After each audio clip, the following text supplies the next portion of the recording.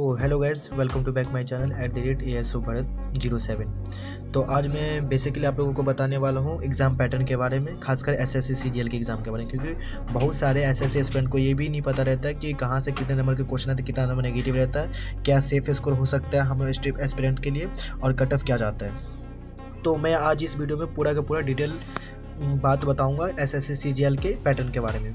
तो सबसे पहले आप ये जान लीजिए कि एसएससी सीजीएल का जो एग्ज़ाम होता है वो दो फेज़ में होता है, एक होता है प्री होता है, एक होता है मेंस।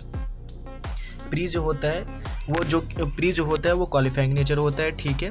और जो हमारा मेंस होता है उसी से हमारा मेरिट बनता है। मेरिट हमारा बनता है मेंस से, और प्री जो हमारा क्वालिफाइंग नेचर होता है। तो प्री जो होता है जिसे हम टियर 1 भी कहते हैं, उसमें हमारे 100 क्वेश्चन आते हैं। हर एक क्वेश्चन 2 मार्क्स का रहता है, नेगेटिव मार्किंग 0.5 का रहता है, और जिसके लिए हमारे टाइम मिलता है 1 आवर का टाइम मिलता है, ठीक है, जो कि क्वालिफाई नहीं। तो आप सेफ स्कोर ये ले सकते हो कि 180 प्लस ले लो। क्यों मैं ऐसा, एक्चुअल में 160 प्लस आप ले चलते हो, बट मैं ये कह रहा हूँ कि अगर आप टारगेट बड़ा रखते हो तभी आप कुछ बेहतरीन कर पाओगे। जब तक आप टारगेट बड़ा नहीं रखोगे तब तक आप कुछ सेफ स्कोर नहीं कर पाओगे। क्यों होता है ना कि बहुत आपने देखा होगा कि जब तक आप छोटी चीज़ों को टारगेट लेकर चलते हो तो कहीं ना कहीं उससे पीछे रह जाते हो। इसलिए आप टारगेट को हमेशा बड़ा रखा करो, ठीक है। तो आप देख सकते हैं, तो मैंने 180 प्लस लेके चला है, ठीक है। और जैसे ही आपका प्री एग्जाम होता है सीजीएल का, वैसे ही आफ्टर 3 या 4 मंथ बाद जो है आपका मेंस का एग्ज़ाम होता है। मेंस का एग्ज़ाम में होता है कि इसमें भी 2 फेज़ में आएंगे, 2 सेक्शन में आएंगे आपके। तो पहला सेक्शन होगा मैथ रीजनिंग का स्लॉट खुलेगा, जिसमें आपके 30 क्वेश्चन इसके 30 क्वेश्चन इसके आएंगे, ठीक है। और इसके लिए टाइम मिलेगा आपको 1 आवर। फिर उसके बाद आएगा आपका इंग्लिश में भी 45 होगा, और जीके जीएस में जो है 25 क्वेश्चन आएंगे। ये आप देख सकते हैं कि मेंस के एग्ज़ाम में 45 क्वेश्चन सिर्फ इंग्लिश का। तो आप ये लेके चलिए कि इंग्लिश तो यहाँ पे हमारा बहुत ही इंपॉर्टेंट रखता है सीजीएल एग्ज़ाम में, ठीक है। तो आप इंग्लिश को छोड़ नहीं सकते हो, इसको तो लेके ही चलना पड़ेगा। वैसे तो छोड़ने के लिए तो कुछ भी नहीं छोड़ सकते, बट आपको मैं ये कह रहा हूँ कि आप इंग्लिश को इग्नोर नहीं कर सकते हो कि आपको ये लगेगा कि नहीं इंग्लिश अगर मैं लास्ट में देख लूँगा तो हो जाएगा, ऐसा कुछ नहीं है। देख सकते हैं आप मेंस में 45 क्वेश्चन आता है, सबसे ज़्यादा क्वेश्चन इंग्लिश से ही आता है, ठीक है। ये 135 मार्क्स का ये अकेला हकदार है, इसीलिए आप इसको स्टार्टिंग से ही लेके चलिएगा। और ये भी 1 आवर तो 2 आवर हो गया, ठीक है। उसके बाद आपका 15 मिनट का रहता है, वो कंप्यूटर का रहता है। कंप्यूटर भी क्वालिफाई, इसका नंबर नहीं जुटेगा, बट ये कंप्यूटर जो है क्वालिफाई होता है। जैसे कि आप लोगों को पता होगा कि इस बार जो सीजीएल 2025 का जो रिजल्ट आया है उसमें टॉपर्स बच्चे से भी जो है कंप्यूटर में फेल हुए हैं, आप लोगों ने देखा ही होगा, ठीक है। और मैं आपको ये बता दूं कि आप इसको इग्नोर नहीं कर सकते। आपको जो है आप इसके डिटेल से पढ़ना, आप ये नहीं कर सकते कि 1 महीने बचेंगे, 15-20 दिन बचेंगे तो आप इजीली आप उसको कवर कर लोगे, ऐसा कुछ नहीं। आपको डिटेल से पढ़ना पड़ेगा, क्योंकि देख रहे हैं कि अब धीरे धीरे जो है से वो कंप्यूटर हार्ड हो चुका है, तो आपको स्टार्टिंग से ही करना पड़ेगा कंप्यूटर, ये भी लेके चलिए। और मैं कुछ जनरल कट ऑफ बता दूँ कि लगभग कट ऑफ क्या आ रहा है। तो आप देख सकते हैं ये 2024 का कट ऑफ देख सकते हैं, कैटेगरी वाइज देख सकते हैं आप क्या क्या है। ओबीसी का 146.26 है, एसटी का जो है वो हो गया 11.88 हो गया, ये सब आप देख सकते हैं। मेरिट देखिए 2025 का कट ऑफ देखिए, इसमें भी है। लेकिन मेंस में ये होता है कि आपका एक क्वेश्चन पे 3 मार्क्स मिलेगा, और गलत होने पे -1 मार्क्स की मार्किंग होगी, ठीक है। तो ये सब आप देख सकते हो, मतलब यहाँ पे टोटल हमारा 2 आवर 15 मिनट मिलता है मेंस के एग्ज़ाम के लिए। तो हम लोगों ने ये जान लिया बेसिकली कि क्या था। अब हम जानेंगे कि जब हमारा मेंस क्लियर हो जाता है, मतलब मेंस का एग्ज़ाम हो जाता है, तब हमारा आता है टाइपिंग टेस्ट।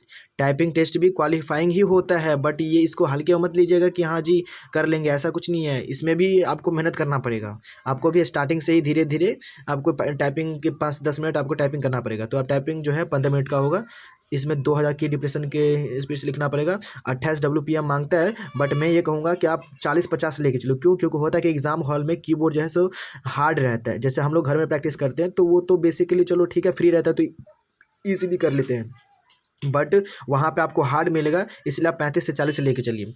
अब बात करते हैं कि हम लोगों ने जैसे जान लिया प्री में कितने क्वेश्चन आएंगे, मेंस में कितने क्वेश्चन आएंगे, प्री का क्या सिलेबस है, सब कुछ जान लिए। सिलेबस तो सबका वही है, math, English, reasoning, GK, GS. अब आता है हमारा कि अब हम लोग तैयारी कैसे करें, मतलब कि हम लोग फिक्स कैसे करें। तो सबसे पहले आप एक अपना गोल फिक्स करिए। गोल ये फिक्स कीजिए कि आप अभी देखिए कि अगर मान लो कोई 12th अगर जो बिगिनर है, आप ये सोचिए कि बिजनेस में जाएंगे तो क्या आपका क्रेज़ होगा, नथिंग, कुछ नहीं करेंगे तो वो तो जीरो पे बैठे रहोगे। यूट्यूबर में क्या क्रेज़ है, गवर्नमेंट जॉब में क्या क्रेज़ है, ऐसे तो सभी फील्ड में भीड़ तो है, बट जो सेफ ऑप्शन है आपके पास गवर्नमेंट जॉब। क्योंकि अगर आप एक बार गवर्नमेंट जॉब ले लेते हो तो आप विश्वास नहीं कीजिएगा कि आप सारी की सारी जो है पीढ़ी बैठ के खाएगी।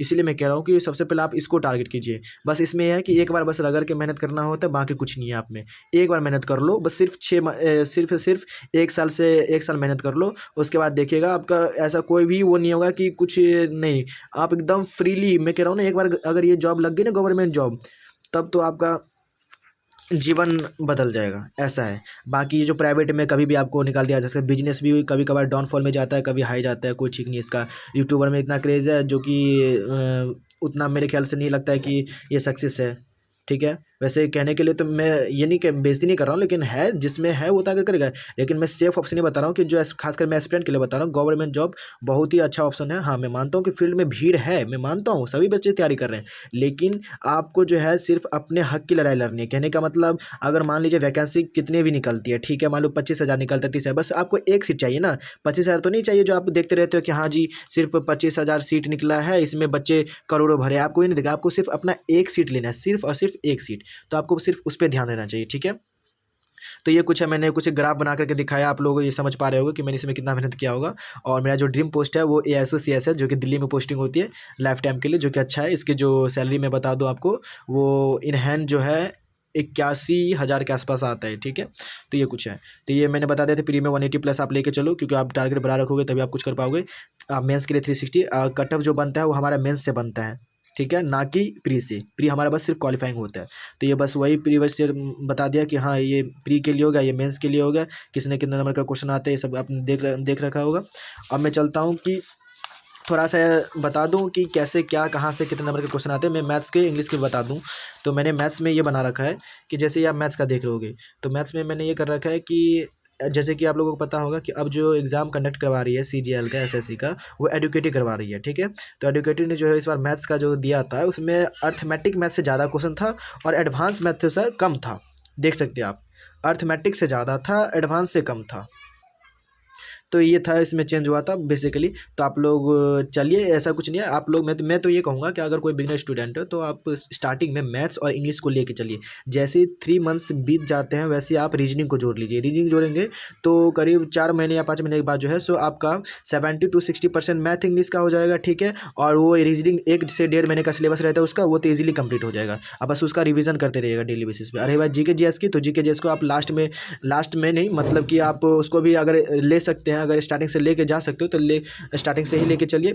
बट मैं तो ये कहूँगा कि अगर आप नहीं ले जा पा रहे हैं सारे सब्जेक्ट एक साथ, तो आप स्टार्टिंग में 2 या 3 सब्जेक्ट लेके चलिए। अभी GK GS को छोड़ दीजिए। GK GS को जब 3-4 महीने बचाएंगे तब कर लेंगे, क्योंकि देखिए आपको भी पता है कि GK GS में कोई चीज़ जो है फिक्स नहीं रहता कि हाँ ये पूछेगा, ठीक है। उसमें कभी मतलब इरिलीवेंट आता है। तो आप वो कीजिए कि, क्योंकि देखिए आपके लिए ही टफ नहीं है GK GS, सारे स्टूडेंट के लिए टफ है। तो आप थोड़ा सा स्मार्टली वर्क कीजिए, जहाँ से आप नंबर उठा सकते हो वहाँ से थोड़ा सा कोशिश कीजिए। जैसे मान लो कोई साइंस बैकग्राउंड स्टूडेंट है तो वो करेगा क्या, फिजिक्स केमिस्ट्री में, बायोलॉजी सब में अच्छा खासा उठाएगा। तो आप थोड़ा सा अपना रणनीति बनाइए कि हम कहाँ से उठा सकते हैं, ठीक है। तो बस वो स्मार्टली आप कर लोगे, 2-3 महीने बचाएंगे तो वहाँ से हो जाएगा आपका, ठीक है। करंट अफेयर से वेटेज ज़्यादा रहता है GK GS के एग्जाम में, तो वो सब है।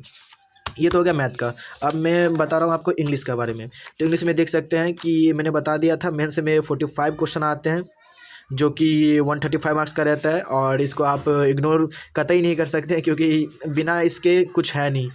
क्योंकि आपको पता ही होगा इंग्लिश जो है एक ग्लोबल लैंग्वेज बन चुका है। मतलब कि ये समझिए कि अगर इंग्लिश लैंग्वेज अब ना रहे तो थोड़ा सा डिफिकल्ट, क्योंकि आप किसी भी फील्ड में जाओ इंग्लिश का रिक्वायर्ड हमेशा ही रहता है और रहेगा ही, ठीक है। तो मैं इसकी प्रमोशन नहीं कर रहा हूँ, बट मैं बता रहा हूँ कि इंग्लिश के बिना अब थोड़ा सा ये है कि आप किसी भी फील्ड में अच्छे से उन्हें वर्क नहीं कर पाओगे बिना इंग्लिश के। तो आपको इंग्लिश पे ध्यान देना पड़ेगा, ठीक है। तो आप देख सकते हैं 3 सेक्शन है, वोकैबुलरी है, रीडिंग कंप्रेशन है, ग्रामर है। तो साइनोनिम, एंटोनिम, सोडोबुलिया, साइड फ्रेज, मिस स्पेल्ड हो गया, रीडिंग कंप्रेशन, पैसेज आएगा, क्लोज टेस्ट आएगा, पैरा एग्जाम्पल आएगा, सेंटेंस इंप्रूवमेंट आएगा। ग्रामर में तो आपको पता ही होगा, नाउन, प्रोनाउन, एडजेक्टिव, वो सिंपल सा जो रहता है, सिंपल नहीं बोलेंगे, मतलब सिंपल ही रहता है, लेकिन आप ध्यान से देखिए रीडिंग कंप्रेहेंशन और वोकैबुलरी मिला करके जो है हमारा 70% वेटेज रहता है, इसका 30%। तो आप ये मत सोचिएगा कि मैं ग्रामर कर लूँगा तो मेरा हो जाएगा, ऐसा कभी भी नहीं होगा, ठीक है। आपको सारे के सारे चीज़ लेके चलना पड़ेगा। आपको समझ लीजिए। मैं तो ये कहूँगा कि आप अगर बिगिनर हो तो 3 घंटा तो आप डेली लेके चलो इंग्लिश में, जो जिसका इंग्लिश वीक है तो। और जो इंग्लिश बैकग्राउंड से है तो उसके लिए तो मेरे ख्याल से 1.5 से 2 घंटा भी इनफ है। बट जो बिगिनर है मैं कहूँगा 3 घंटा डेली लेके चले, जो जिसको इंग्लिश में कमज़ोर है या वीक है, जो इंग्लिश बैकग्राउंड से नहीं है, हिंदी बैकग्राउंड से है तो आप बेसिकली ऐसे चलते हो, ठीक है। अभी कुछ जैसे फर्स्ट आवर सेकंड आवर में क्या पढ़ना है मैंने बस वही लिखा है, ज़्यादा कुछ नहीं। हाँ, अगर आप लोगों को डिटेल वीडियो चाहिए कि मैं कैसे पढ़ता हूँ, मैंने क्या स्ट्रैटेजी बनाई है, मैं कैसे अभी पढ़ रहा हूँ, मैं कहाँ से पढ़ रहा हूँ, तो आप लोग मुझे कमेंट करके ज़रूर बताइएगा। और मैं आपको एक चीज़ और दिखा रहा हूँ। जैसा कि मैंने एक चाहे वो बनाया था, मैंने अपना टारगेट फिक्स किया था, मैं कैसे डेली टारगेट बनाता हूँ। मैं एक लाइव एग्जांपल दे रहा हूँ आपको। ये देख सकते हैं कि मैंने कुछ इस प्रकार से मैं अपना डेली का टारगेट सेट करता हूँ। ध्यान से देख सकते हैं आप लोग, मैं कुछ इस प्रकार से अपना डेली का टारगेट सेट करता हूँ। हाँ, यहाँ पे जो एएसओ इनाम मिलेगा ये मेरा फर्स्ट प्राइमरी है, मतलब कि मैं चाहूँगा फिर कोशिश करूँगा कि यही लूँ। बट अगर मुझे सेकंड भी मिल जाए तो उससे मुझे कोई नाराज़गी नहीं है, लेकिन मेरा पूरा चांस रहेगा कि मैं एएसओ एमईए में जाऊँ, ठीक है। तो ये मेरा कुछ डेली का रूटीन रहता है कि हाँ कैसे क्या पढ़ना है। तो अगर आप लोगों को भी ये बनाना है तो मुझे फॉलो करें, सब्सक्राइब करें और कमेंट करें। और भरोसा रखें कि आप मेरे साथ चले 6 मंथ चैलेंज, हम लोग दोनों मिल के तबाही मचाएंगे और सिलेक्शन लेके ही जाएंगे, ठीक है। तो wish you all the best, thanks.